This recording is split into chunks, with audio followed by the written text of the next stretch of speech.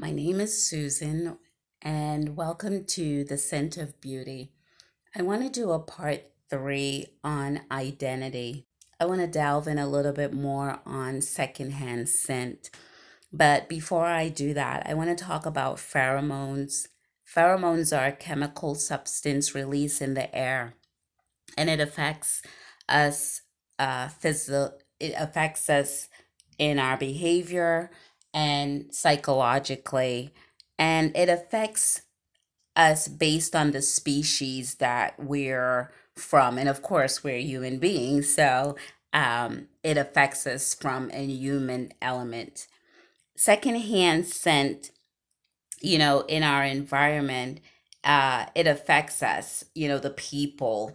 Just like with secondhand smoke, the person that's doing the actual smoking and the person that's just inhaling it because they're in that perimeter of the smoker, there it's tend to be these airborne pathogens that both are being affected by.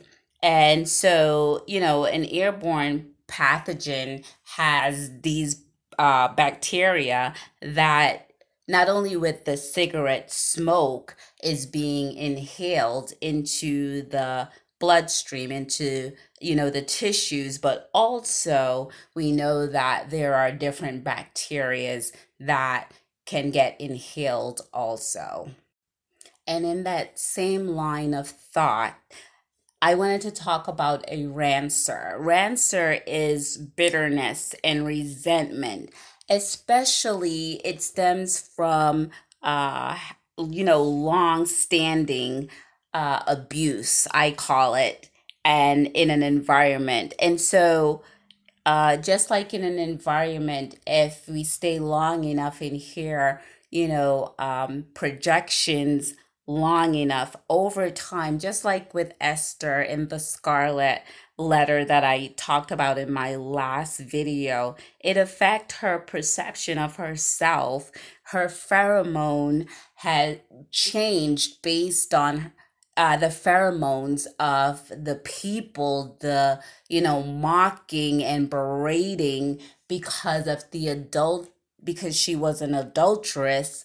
That letter, that scarlet letter, she didn't only have to wear it on her dress, but she had to wear that scarlet scorning in her heart, in her psyche, and it affect her pheromone over time.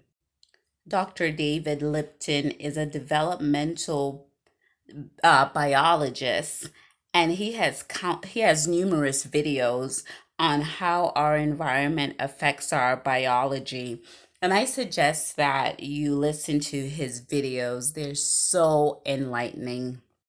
The tempo of our environment change our mental status. Countless individuals are suffering from psychological fatigue, attempting to process the tempo that is counter to their temperament. And so many times our tempo and temperament are at odds. And so we would hear, these words being thrown out: mood disorder, chemical imbalance. And what that really is, I found many times it's that when others' pheromones clashes with our pheromone, we become despondent. But we have an alternative.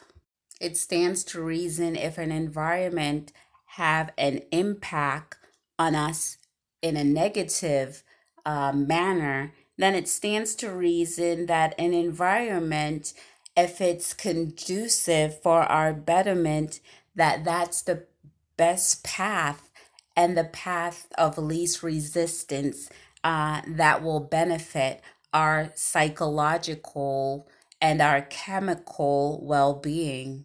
Bob Proctor have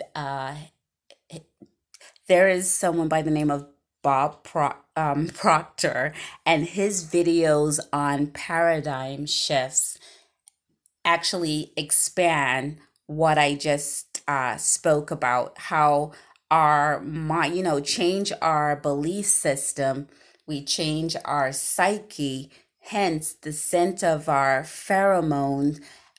We could breathe and we could be and find our temperament, and then hence it aids our, the tempo aids our temperaments.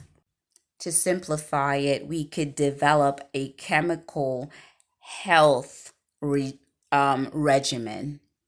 If a diabetic can monitor their blood sugar level, and the reason why they do that is to see how their glucose is converting and is to judge their own well being. Why can't we monitor our tempo in our environment, the people that we associate with, so we could see how our psychological well being, how that's our paradigms are shifting, and how it's shifting for our well being, and continue to associate and have the relationships that develop our sense of beauty. Understanding the concept, the dynamics, the modalities of interactions with others will help us monitor the scent, the pheromone. You see, what happens most of the time is the unconsciousness. When we're unconscious, we cannot we cannot identify ourselves when we find ourselves in places where we have no idea the chemicals that we're breathing in and how it's affecting us. Unconscious can be, being unconscious can be another form of ignorance, which is simply lacking of knowledge, lacking information. I have a friend and she hugs me every day, and her scent is on my skin and in my clothing. And for a while, I can't smell my own scent. And also, I realized that there's so many people that said, Susan, I know you were at, and they'll say a certain location because I know your scent. Secondhand scent is recognizable and it's impactful. Our psyches are so vulnerable, so beautiful, like a precious jewel. And as human beings, we have the gift of individuality, personal identity. I love the image of scent of beauty.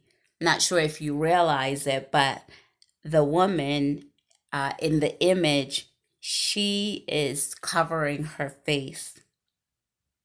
Her words is formed, and the words that's formed, she projects those words into the atmosphere. Her beliefs are unhindered. It's just moving and flowing. But before we could recognize secondhand sense, it really does stand to reason that we should become more familiar with the first scent, our scent of beauty. So, what is your temperament and what is your tempo? When both are synchronized, hence we have the scent of beauty. Thank you.